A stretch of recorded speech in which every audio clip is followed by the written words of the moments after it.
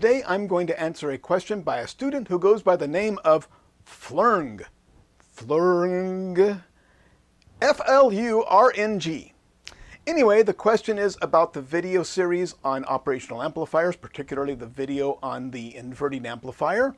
And the question is, would it not make more sense to feed the input directly into the inverting input and then move the voltage divider to the non-inverting input? This should result in the same operation while eliminating the virtual ground problem. Okay, before we go into that, let me explain operational amplifiers real quickly. The operational amplifier is an integrated circuit. The symbol is a triangle with two inputs, one labeled plus, which is the non-inverting input, another one labeled minus, which is the inverting input, and an output. And the way the operational amplifier works, it has a power supply. Let's put our plus 10 volts here because that's a convenient voltage. And then down here we'll put minus 10 volts, which is a typical configuration. Your typical operational amplifier can have about a 30 volt difference, maybe just a little more. And so we could go up as high as plus 15 and minus 15. I can have other voltages there, but this is the most common type of configuration. And basically what the operational amplifier does is it monitors the voltage at the two inputs and then changes the output voltage to whatever it takes to make those equal. Normally we have some feedback going from the output back to the inverting input to act as negative feedback, and so that means that usually it will stabilize at some particular voltage. The way the operational amplifier works is if this voltage is higher than that voltage, if this one is more positive than this voltage, it will tend to drive the output voltage down. And it will keep going down until either they become equal, and they can if the right feedback is coming back to the input. If it can't make them equal, it will drive it all the way down to this voltage here. If the voltage here at the non-inverting input is higher than the voltage here at the inverting input, then it will drive the output voltage up. And it will go up until they become equal, or if the parameters are not right that it cannot make them equal, it will drive it all the way up to this voltage. Now in reality, most op-amps can't reach those voltages. There will be a small percentage less, unless it's what we call a rail-to-rail op-amp, or there's some special cases that can get to this voltage, but not to that voltage. But to know more about that, go see the videos on operational amplifiers that I have linked in the description and up here. But to fully understand that, go to those videos. Okay, now let's take a look at the inverting amplifier. We tie this to ground, and so what we have somewhere out here is some batteries. I'll just draw these for a moment just to show you what's supplying power. That goes, let's say these are 10 volts and 10 volts. That goes to, that's part of the supply, that goes to the other part of the supply, and this would be ground. This is your typical way of powering the op-amp, but we don't show that because it just clutters things up. We know there's a 10 volt battery here, another 10 volt battery there, and the connection between the batteries goes to the ground. Let's get rid of this because it's just in the way. So now we have the non-inverting input grounded.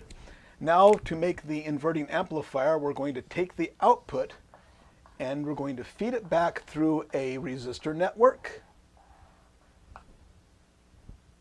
And there we go. So we have a voltage divider here, and the junction between the two resistors goes back to the inverting input.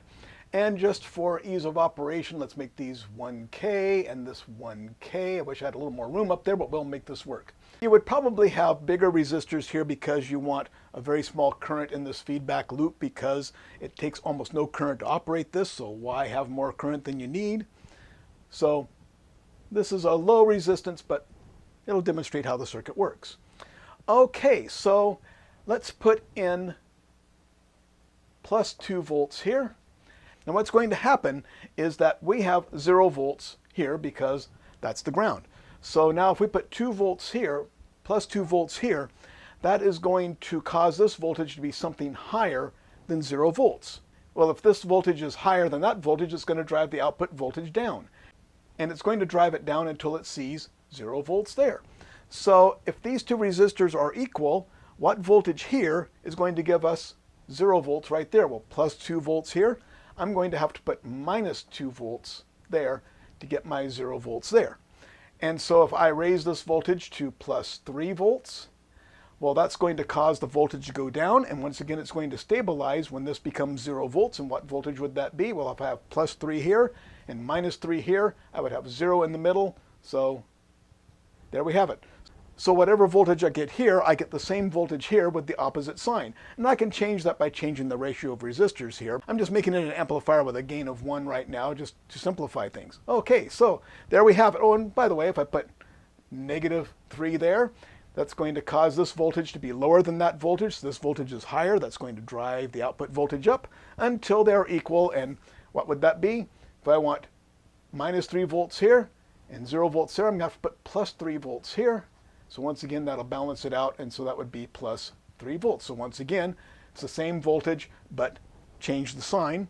And because I have a 1-to-1 ratio of those resistors, I have a gain of 1. And so whatever voltage I put in here, I get the same voltage out with the opposite polarity. So there is the inverting amplifier. Now Mr. Flurng says, why not flip this around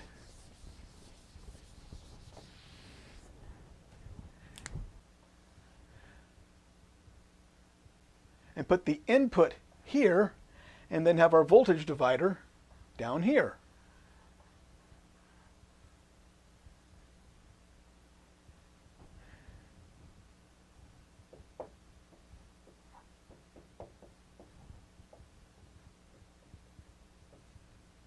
Okay, well, let's see if that does anything for us. Let's make this 1K and make that 1K, make them equal like we did before.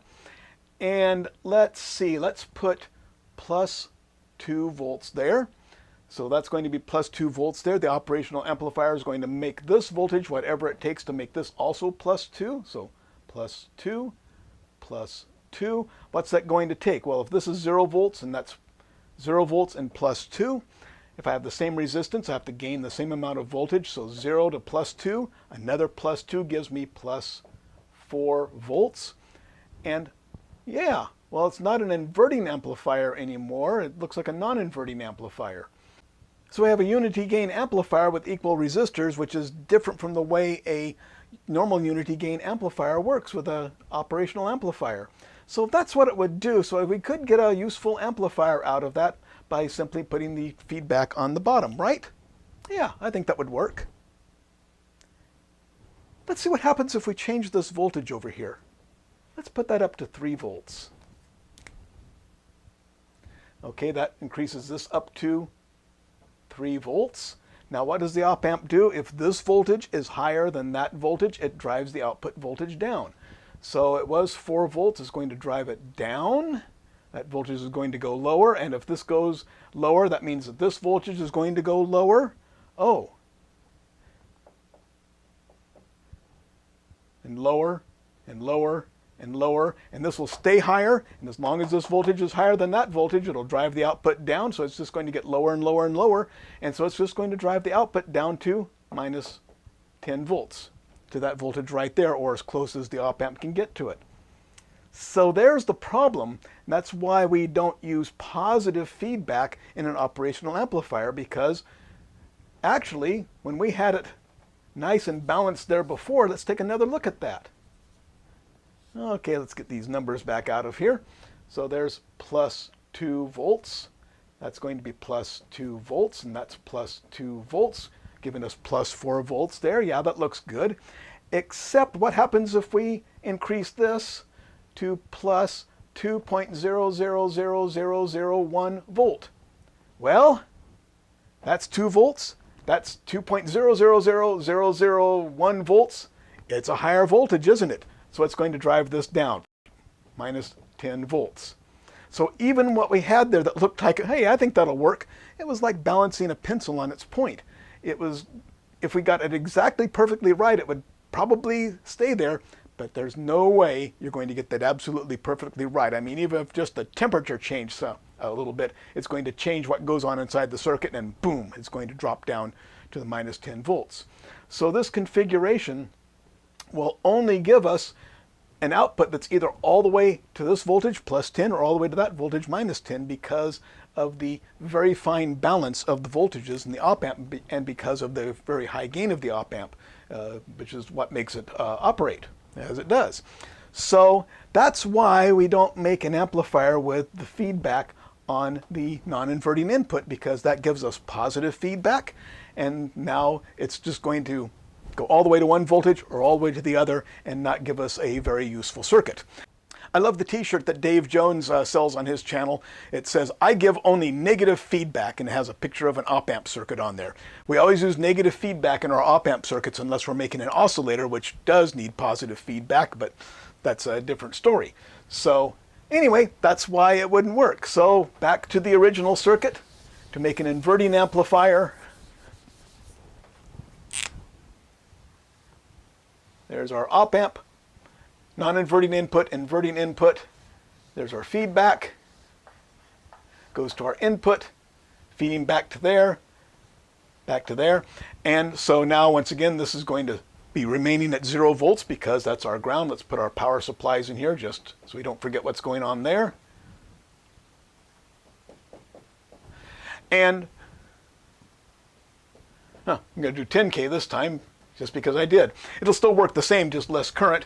And so now if I put plus 4 volts here, what am I going to get out here? It's going to make this voltage whatever it takes to make the two voltages here equal. That's going to be 0 volts. And so how do we get 0 volts here with plus 4 there and equal resistors? I'm going to have minus 4 volts there to balance that out. And so there is our inverting amplifier. Oh, by the way, the virtual ground.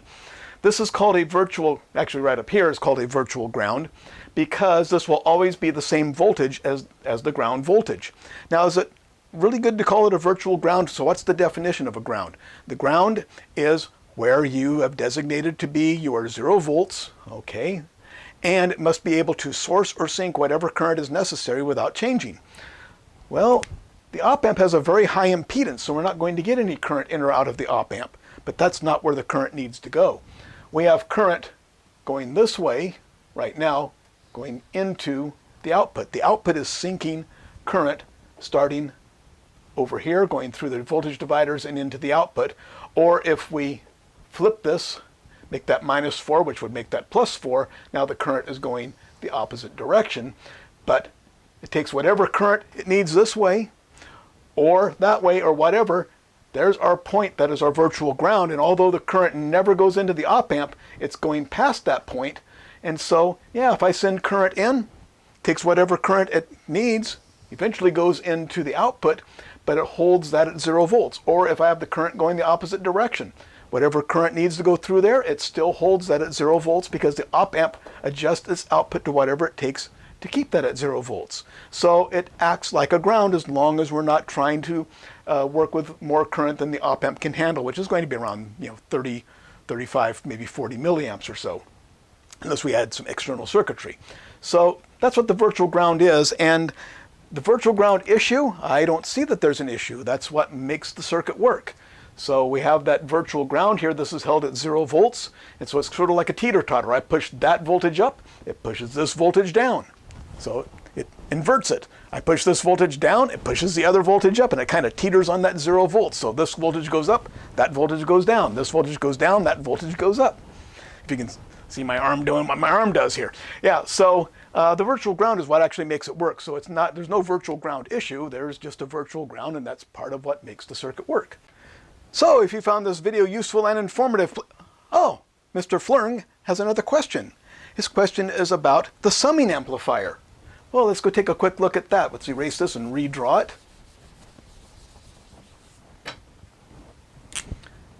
Here's our operational amplifier. And the summing amplifier will be built on the inverting amplifier, so we ground the non-inverting input. And the difference is that we have multiple resistors. I'll just draw one there. And I'll just draw the other one here. So this will be a summing amplifier that will sum two voltages together. And it works very much the same way. We have 0 volts here. Let's make this 1K, 1K, and 1K. And let's put plus 2 volts here and plus 2 volts here. And I bet you what I'm going to get is minus 4 volts here, which is the sum of those two voltages with the sign changed. So what happens? I have 2 volts here and 1K. That's going to give me 2 milliamps of current flowing through that resistor. And the same thing, 2 milliamps flowing through that resistor. They both come to here. Where can those 2 milliamps go? They can't go into the op amp, so they have to go through that resistor. So they combine together to give me 4 milliamps flowing that direction. And so what we end up with is, let's see, we are going to end up with 2 volts there, same resistance, but twice the current. We're going to end up with 4 volts here.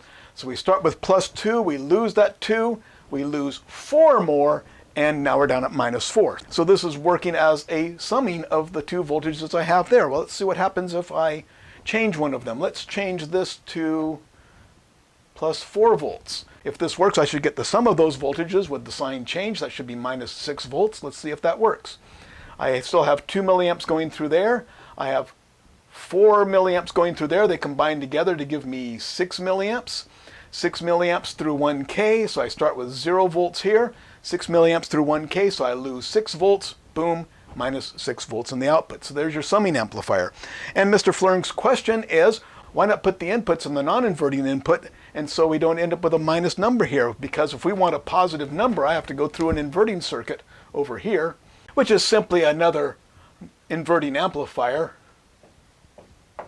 Just scribble it here real quickly. So I have to go through another inverting amplifier to make that voltage positive. So the question is, why don't I put the inputs here and eliminate the inversion circuit over here? Well, what we would do is have to base this on the non-inverting amplifier. So let's draw a non-inverting amplifier.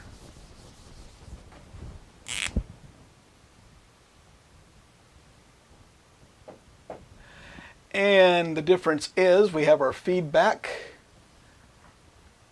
going to our ground here. So we move our ground up to where the input was before, and now our input is down here. So this is the non-inverting amplifier. Make that 1K and 1K. And so whatever voltage I put here, let's put plus 2 volts. It's going to make the output whatever it takes to keep the 2 inputs equal. And so what do I have? I have 0 volts here and plus 2 volts there, because it's going to make the output whatever it takes to do that. So what output is it going to take to put 2 volts there? It's going to take plus 4 volts. I have a gain of 2, which gives me 4 out here, and there's my non-inverting amplifier. You notice that with the equal resistors, I had a gain of 1 with the inverting amplifier. With the non-inverting amplifier, equal resistors gives me a gain of 2. So it's a slightly different circuit. So the question is, why not turn this into a summing amplifier by putting my inputs here? And the answer is, why not? Yes, it can be done that way. What we're going to get here is, let's say we put plus 2 volts and plus 2 volts. What's going to happen? Well, we don't get any current going through here, so basically we have 2 volts trying to push this way and 2 volts trying to push that way. We don't get any current, so with no current through these resistors, there's no voltage difference across them. So I start with 2 volts, I end up with plus 2 volts, and I'm going to end up with, there's my 4 volts out there. So how about if I put plus 4 volts here? Now I'm going to have 4 volts there, 2 volts there. Assume these are equal resistors. So now I have a 2 volt difference here. Let me just draw this as a series circuit like we're used to looking at it. This is a series circuit. Does it look like a parallel circuit? No, it's a series circuit because there's only one current path. No current can go into the op amp, so all the current is going to travel from here over to here. Let me draw this around there. So the current's going to go that direction. So basically we have a 2 volt difference, plus 4 volts plus 2 volts. So that's the same as having 0 volts here and 2 volts there. We're going to split the difference with 1 volt across each of the resistors. So we have 4 volts, 3 volts, 2 volts. That puts us at 3 volts there. It's going to change this output until it sees 3 volts here, which is going to take, voila, 6 volts. So why don't we do it that way? Well, sometimes we do it that way. Why didn't I mention it in my series on op amps? It just didn't cross my mind. So yeah, so we could make the summing amplifier with our summing resistors here. Here I'm just summing 2 resistors. We could have multiple resistors there, and then the math gets pretty complicated about what voltage is doing what. We have to use superposition theorem to figure out the voltages, but it would still work. So yeah, okay. So we could put the inputs there. So you had 2 questions, Mr. Flern. One of them obviously would not work the way you thought of doing it, but the second one, yeah, that would work perfectly fine if you want to do it, and it would eliminate flipping it over. Why didn't I think of that when I did the series on op amps? Just didn't occur to me. So there you go. I need to redo that series on op amps anyway. It was one of the first series of videos I did, and you can see its style is quite different from what I do these days. And I just never fixed it because 99% of it is good the way it is. But yeah, we can make a summing amplifier that way. If you found this video useful and informative, please give me a thumbs up down below. It really helps the channel. And subscribe, because that not only informs you when I put new videos up, but it really helps the channel also. And a big thank you to my patrons at Patreon. I could not make these videos without your support. If you want to help me put these videos online and keep real vocational education free at vocademy.net, you can go to patreon.com/join/vocademy and pledge your support. And again, a big thank you to my patrons who make this possible, and a big thank you to everyone for watching.